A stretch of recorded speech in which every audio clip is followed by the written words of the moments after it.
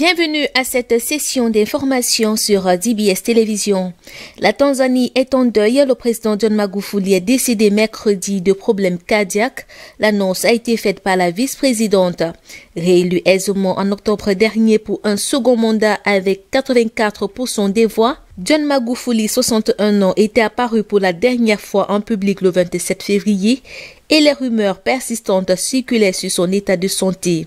La vice-présidente, Mme Hassan, a précisé que le président est mort à l'hôpital Emilio Zena, un établissement gouvernemental de Dar es Salaam, où il était soigné. Elle a rajouté qu'il souffrait de problèmes cardiaques depuis 10 ans.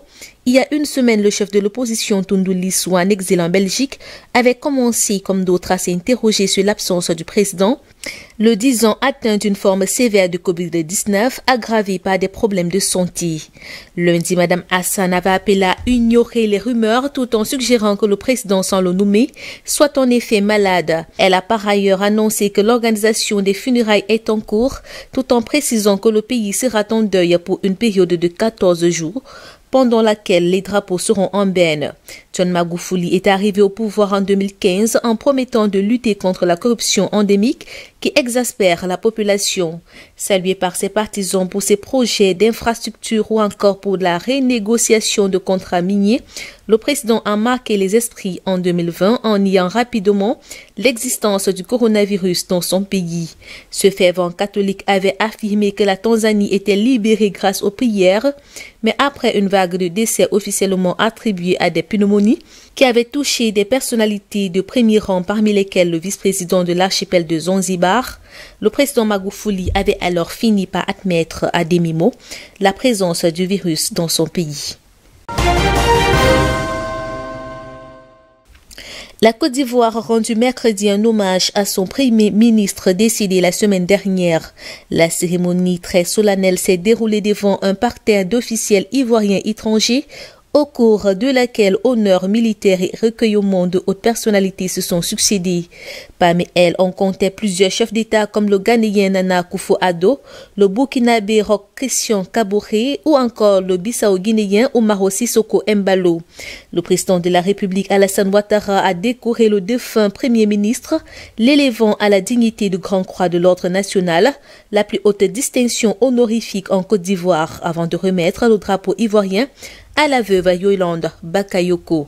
Après cet hommage de l'État de Côte d'Ivoire et du monde politique, la mémoire du Premier ministre Ahmed Bakayoko, décédé le 10 mars à 56 ans, emporté par un cancer, était célébrée par des stars de la musique ivoirienne et africaine, dont il était proche lors d'un concert populaire au Grand Stade d'Abidjan mercredi soir.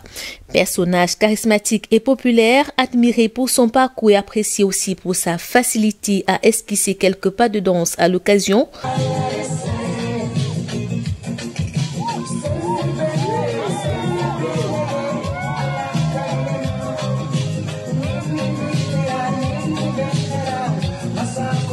Hambak, comme il était surnommé, sera inhumé dans l'intimité familiale ce vendredi dans sa ville de Séguéla à l'issue d'une semaine de deuil national.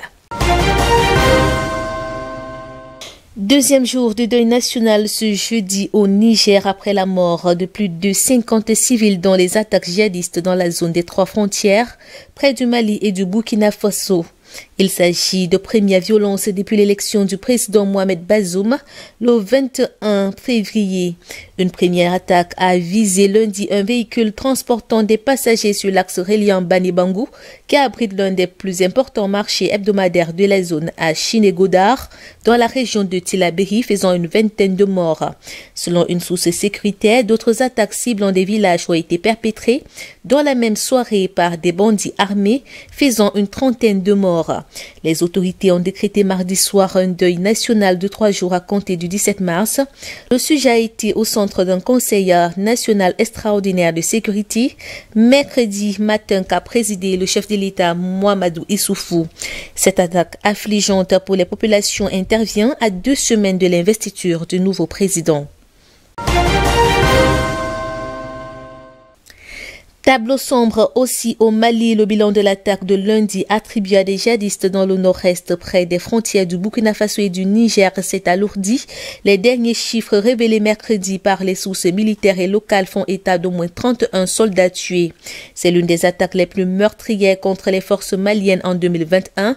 Un précédent bilan faisait état de 11 morts, 11 disparus et 14 blessés.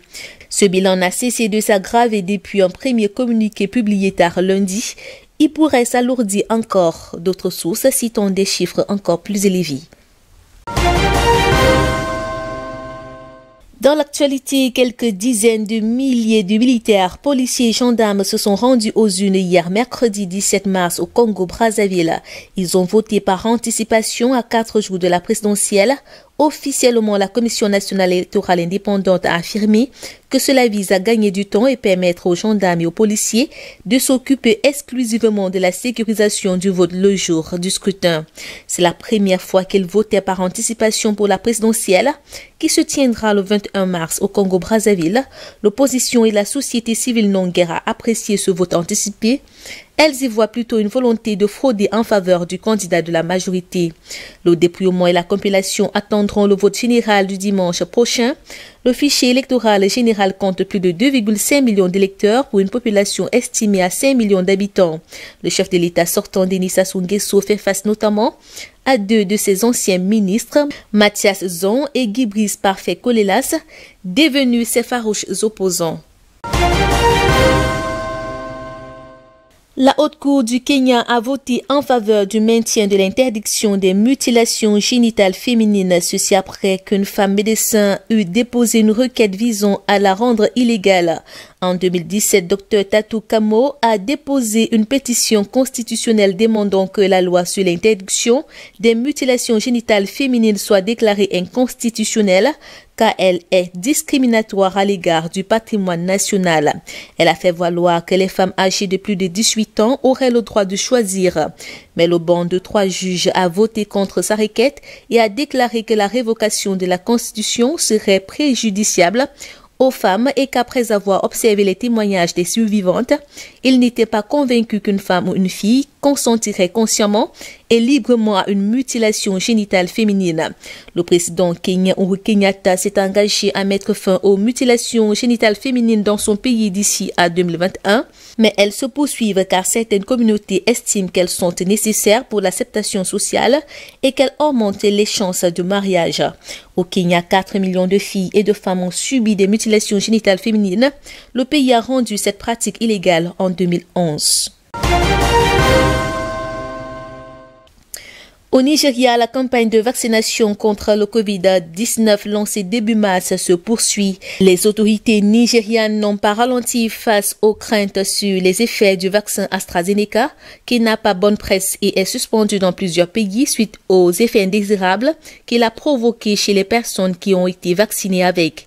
Il s'agit du premier lot des 16 millions de doses d'AstraZeneca Oxford attendues au Nigeria dans les prochains mois. Le pays le plus peuplé d'Afrique propose de vacciner au moins 70% de sa population de plus de 18 ans d'ici les 2 prochaines années. Selon l'Agence nationale des soins de santé primaire, environ 50% des Nigériens ont confirmé qu'ils prendraient le vaccin. La Somalie également s'apprête à utiliser le vaccin AstraZeneca contre le Covid-19. Le pays a reçu 300 000 doses destinées à ceux qui travaillent en première ligne à lutter contre la maladie ainsi qu'aux personnes les plus à risque. Selon le gouvernement, l'arrivée de ces vaccins intervient à un moment critique pour le pays qui connaît une nouvelle vague de l'épidémie. La Somalie a vu les cas de coronavirus augmenter le mois dernier de plus de 77%. Le pays qui compte près de 15 millions d'habitants est régulièrement confronté aux attaques terroristes, notamment aux groupes armés Shebab qui font chaque année de nombreuses victimes. C'est sur ces images que nous refermons cette édition. Merci de nous avoir suivis.